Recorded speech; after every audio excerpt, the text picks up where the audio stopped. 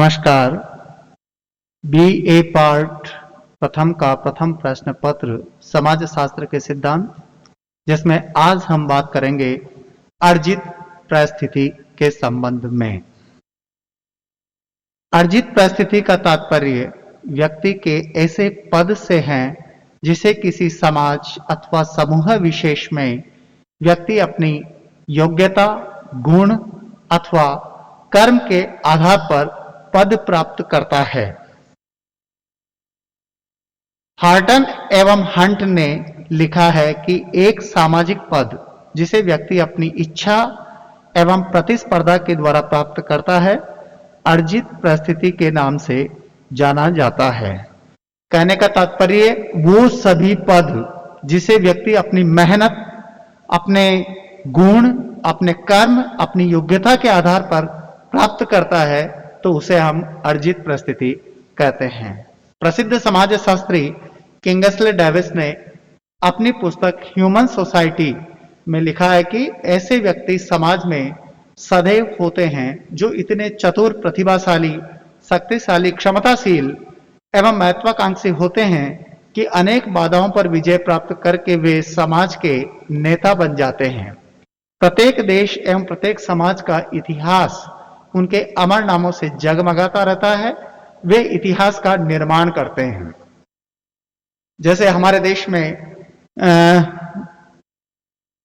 महात्मा गांधी का नाम बड़ी शिद्दत के साथ में लिया जाता है। उन्होंने हमारे देश के लिए जो है आजादी दिलाई।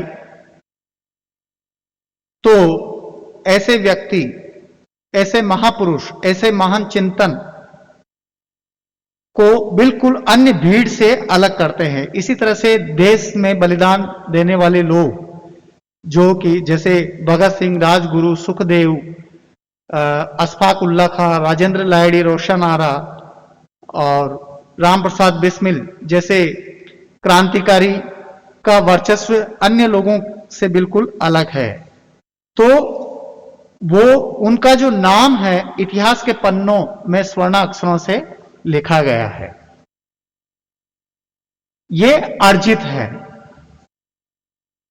यदि हम इसके अर्जित परिस्थिति के निर्धारण के आधार की बात करें तो सबसे पहले इसमें संपत्ति, व्यक्ति के पद का निर्धारण करने में संपत्ति एक महत्वपूर्ण कारक है। संपत्ति पर अधिकार होने या न होने के आधार पर व्यक्ति की ऊंची व निम्न परिस्थिति होती है। अक्सर गरीब की तुलना में पूंजीपति की सामाजिक परिस्थिति ऊंची होती है। आधुनिक युग में जिन लोगों के पास भौतिक सुख सुविधाएं अधिक है वे ऊंचे माने जाते हैं।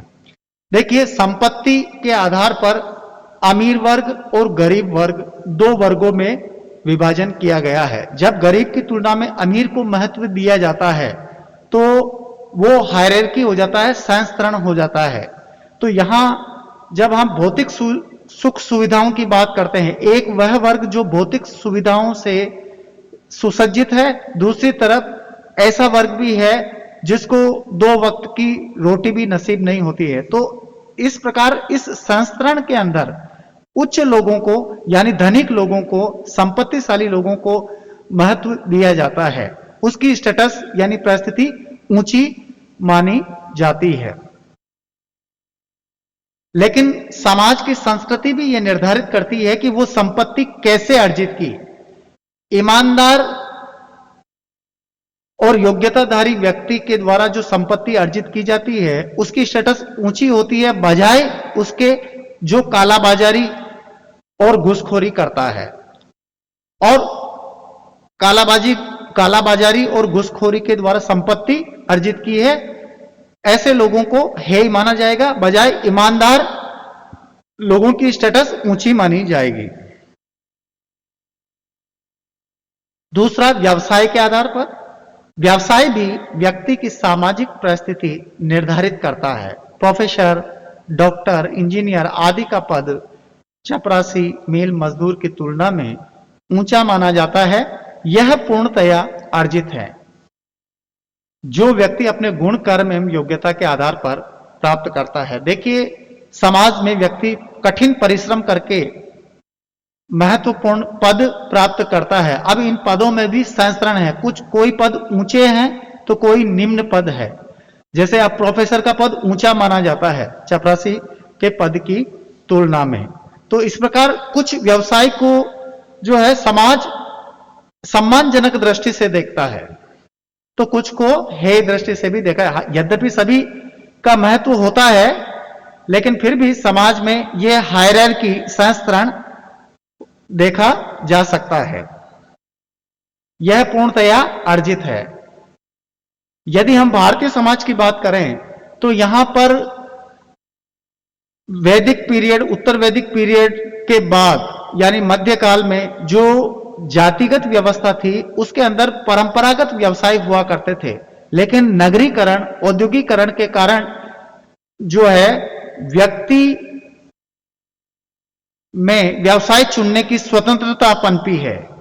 अब जातिगत बंधन ढीले होने के कारण वे कोई सा भी व्यवसाय करने लगे हैं, यानी व्यवसाय की प्रतियोगिता बढ़ी है। तीसरी बात यदि हम कहें शिक्षा की, और अशिक्षित की तुलना में शिक्षित का तथा कम पढ़े लिखे व्यक्ति की तुलना में बीए, एमए तथा अन्य डिप्लोमा और प्रशिक्षण प्राप्त व्यक्ति की परिस्थिति ऊंची होती है।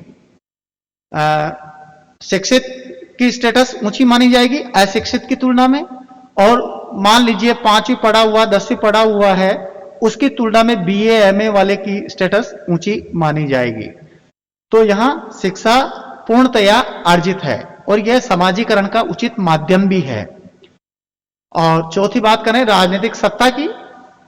राजनीतिक सत्ता के आधार पर ही शासक एवं शासित में भेद किया जाता है। साधारण लोगों की अपेक्षा सत्ता एवं राजनीतिक अधिकार प्राप्त व्यक्ति की परिस्थिति ऊंची होती है। यहां पर जो राजनीतिक सत्ता में होता है उनकी स्टेटस, उनकी परिस्थिति ऊंची मानी जाएगी बजाय आम लोगों की तुलना में, और यह पूर्णतया अर्जित होगी। अपनी मेहनत के आधार पर वो ये पद प्राप्त करते हैं।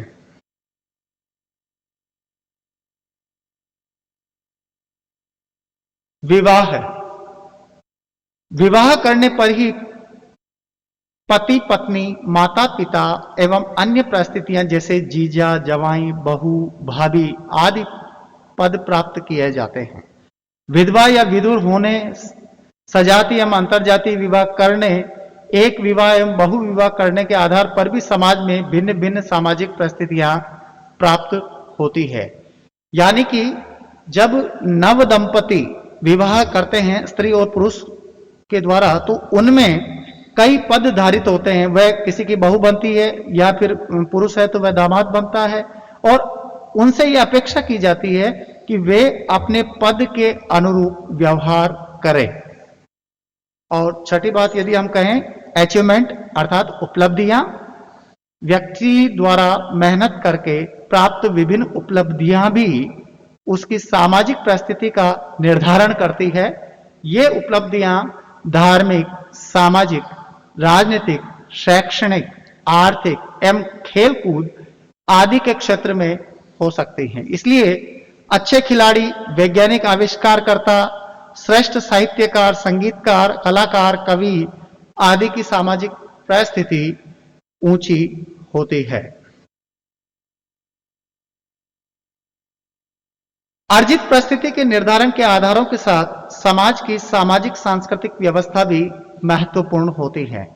किसी समाज में धन को, किसी समाज में अध्यात्मवाद को, तो किसी में वीरता या साहसिक कार्य को विशेष महत्व दिया जाता है। जहां जिस कार्यों को विशेष महत्व दिया जाता है वहां वही कारक या आधार अर्जित परिस्थिति के निर्धारण में प्रमुख भूमिका निभाता है। देखिए, भारतीय समाज में अध्यात्मवाद को प्रमुखता दी गई है, वहीं पश्चिमी समाज में भौतिकतावादी संस्कृति का महत्व है। इसलिए हमारे यहाँ के जो सांस्कृतिक मूल्य हैं वो अध्यात्मवाद का है, जबकि पश्चिमी समाज में जो सांस्कृतिक मूल्य है वो भौतिक सुख सुविधाओं का है।